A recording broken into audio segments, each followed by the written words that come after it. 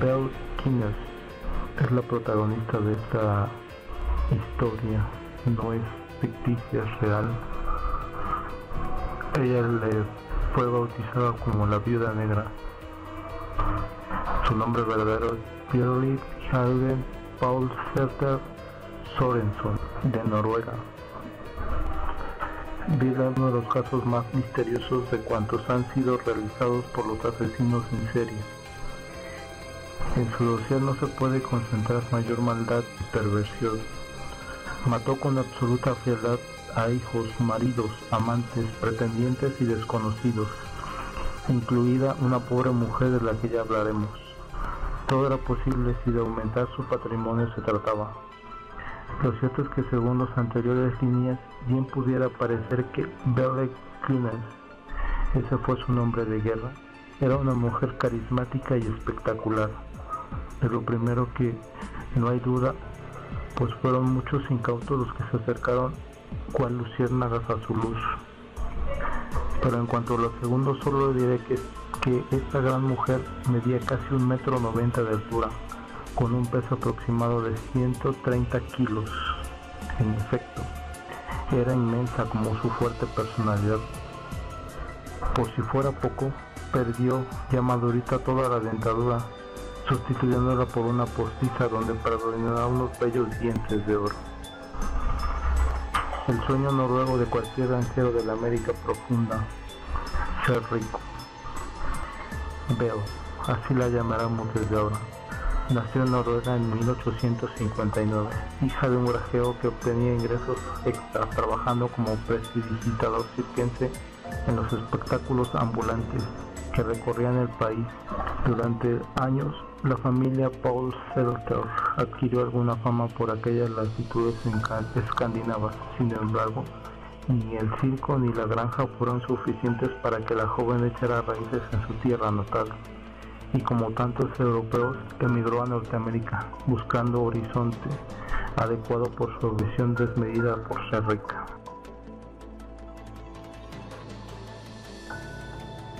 Con 19 años se plantó en el nuevo continente, dispuesta a triunfar a costa de quien fuera.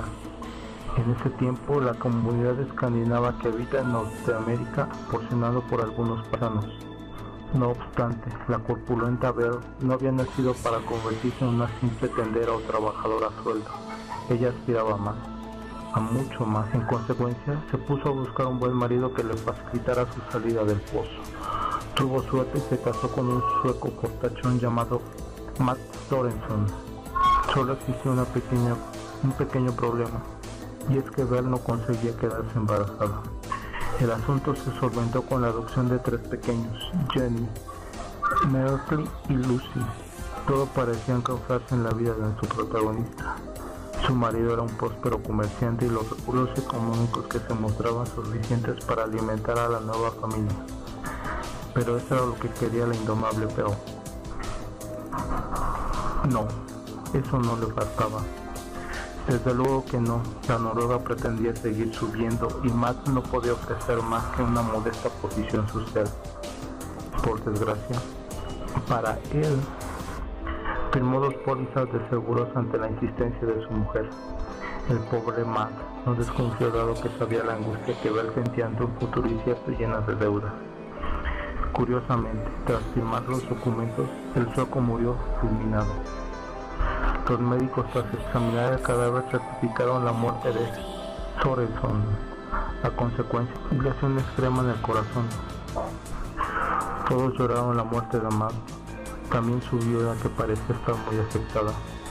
Sus lagrimones, sin embargo, no le impidieron visitar la agencia de seguros, donde se planteó el mismo día el entierro, dispuesta a cobrar los $8,500 en los que se había tasado la vida de su añoroso esposo. No obstante, algo extraño en el comportamiento de Belle debieron percibir los familiares de su esposo, dado que solicitaron la exhumación del cadáver para una revisión del mismo. Mientras se cumplían estos trámites, Belle agarró a sus 3 hijos para salir precipitadamente de Chicago, ciudad en la que vivía, rumbo a Austin, donde compró una casa de huéspedes. El negocio no funcionaba lo bien que debiera, Belle no era buena cocinera y ya se sabe que en estas cosas circulan muy depresa entre los posibles inquilinos. Al poco de instalarse, casi todas las habitaciones de la zona estaban vacías. ¿Qué podía hacer? Las cosas no funcionaban, pero Belle, convencida de que el día encontraría su lugar bajo el sol, aseguró el local y rezó a todos los dioses del panteón nórdico. La pensión de Belle ardió hasta los cimientos sin perder un minuto. ¿Qué sucedió? Belle le había prendido fuego, lo cual exigió el pago del seguro. Los dueños de la aseguradora, que desde luego eran candidatos a la quiebra técnica, pagaron sin chistar los $4,000 estipulados en el contrato, y con ellos Belle regresó a Chicago dispuesta a seguir montando los negocios. En esta ocasión fue una pastelería. Después de cobrar, Belle se sintió algo observada por el temeroso mundo de los seguros. Demasiados incendios para una sola persona. Nuestra pirámide ocasional se estimó para Dallas, en el condado de La Porte, un bello paraje de Indiana donde compró una granja y algunos terrenos. Lejos de la felicidad, nuestra viuda estaba triste. Había viajado desde su granja en Noruega para acabar de granjera en los Estados Unidos. No era justo para ella, y para colmo, se encontraba sola y con 3 niños adoptados a los que cada vez quería menos. Para mayor desgracia, su cuerpo seguía engordando y sus dientes parecían perlas, dada su escasez. Belle, ya cuarentona, no se le prometía muy feliz, pero en 1902 apareció en su vida un tal Peter Grooms, paisano suyo de carácter alegre, y muy pronto congenió con ella. Se casaron y para asombro de la propia Belle, quedó encinta a pesar de sus 48 años. La novia era muy trabajadora. Sus tareas en la granja pasaban por la mente y la preparación de cerdos, vacas y cualquier ganado que se pusiera al alcance de los afilados utensilios esgrimidos por esa mujer. Veía con profundo desagrado que su marido no atendiera las faenas cotidianas. Menos mal que accedió a contratar una póliza de seguros que dejara a Belle y a sus hijos atendidas en caso de Peter Grooms sufriera cualquier inesperado accidente. Y así ocurrió. Pocos días más tarde, una trituradora de carne para salchichas se desplomó inesperadamente sobre el débil cráneo de Peter, y Belle no pudo reprimir que una lágrima o quizás 2 resbalaba por sus mejillas. En ese momento nadie quiso hacer caso a Jen, la hija mayor de Belle, quien de forma alocada salió corriendo mientras gritaba: "Mi mamá ha matado a mi papá". En lugar de creerle a la niña, el seguro pagó religiosamente los $4,000 contratados. Una vez más, Belle se queda sola, viuda, madre y granjera.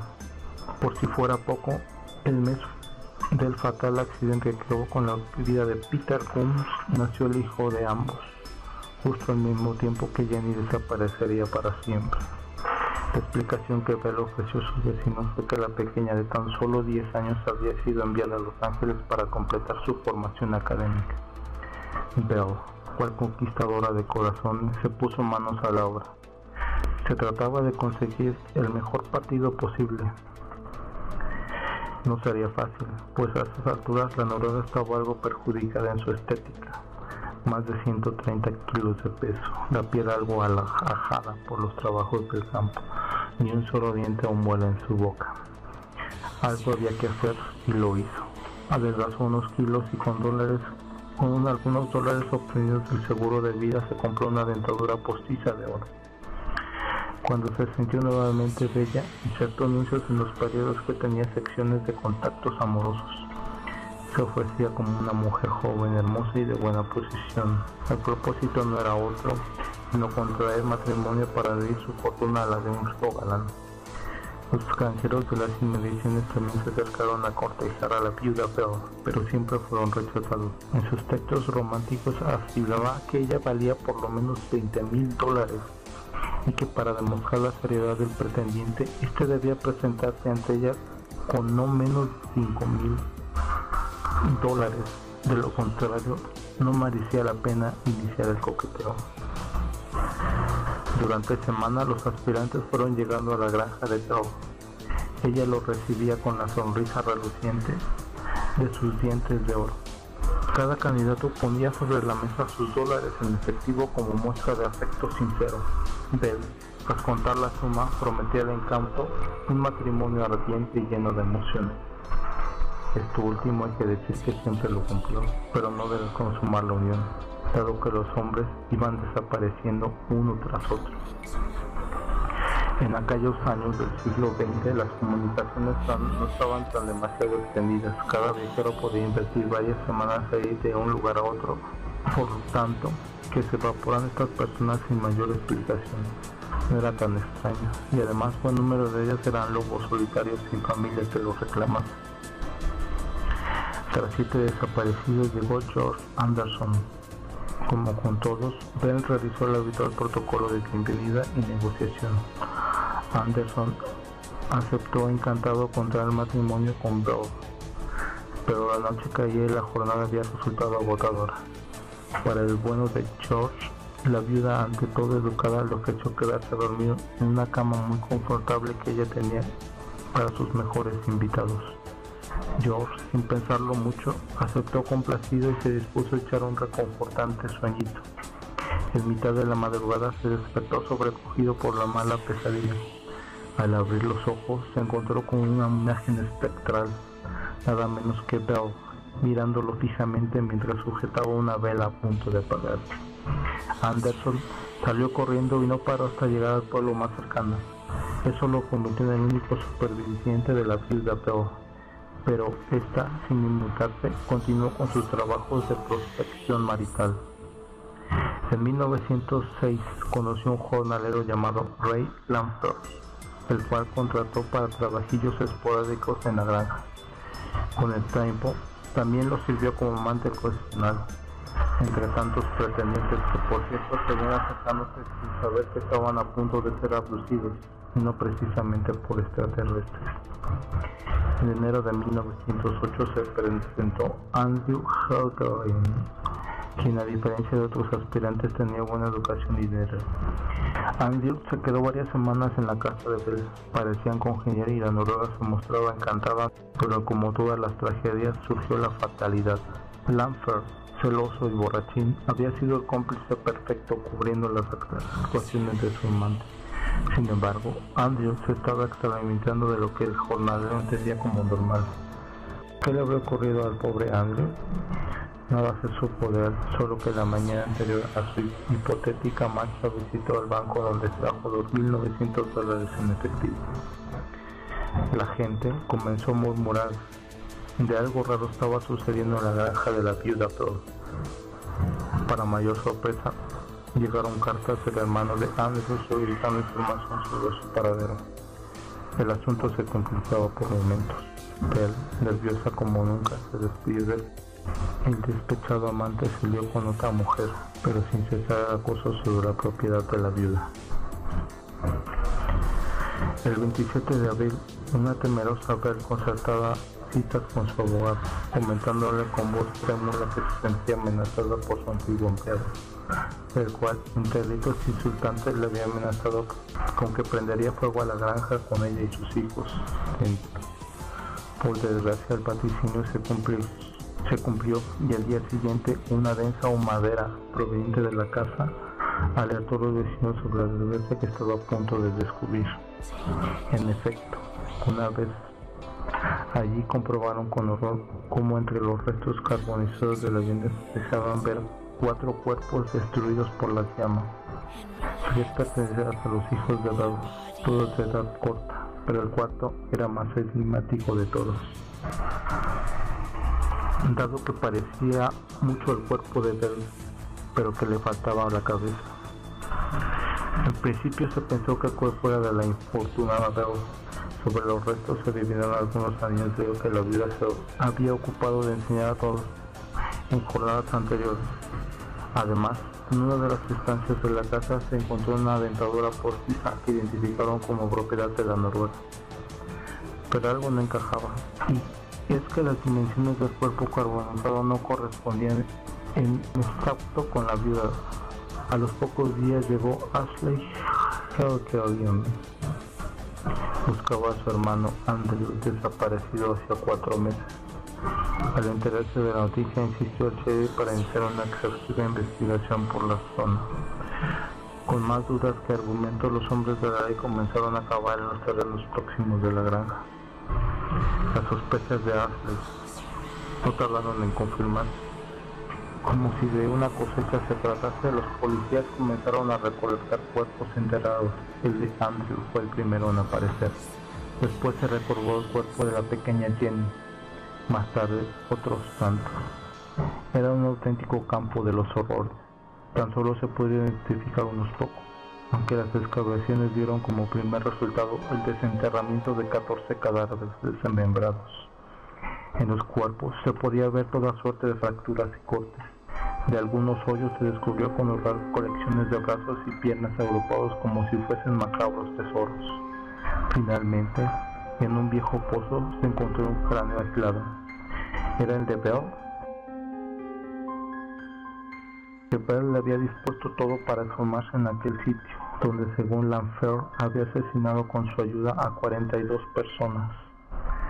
Ella misma preparó la coartada, asesinando a una pobre camarera a la que mediante engaños atrajo a su casa, donde acabó con su vida. El pecado de esa mujer había sido parecerse físicamente a Bell.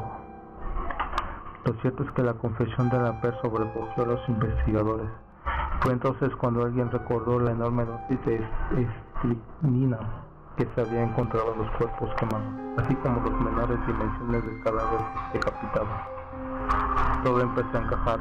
Las noticias circularon a velocidad sin medida. Bell podía estar viva y disfrutando del video, robando de sus víctimas. Como en las mejores leyendas urbanas, Bell fue vista en decenas de ciudades y pueblos. Todos creían haberse topado con la viuda negra. Y lo cierto es que jamás se pudo resolver sobre si Lanfear dijo la verdad o no en su lecho de muerte.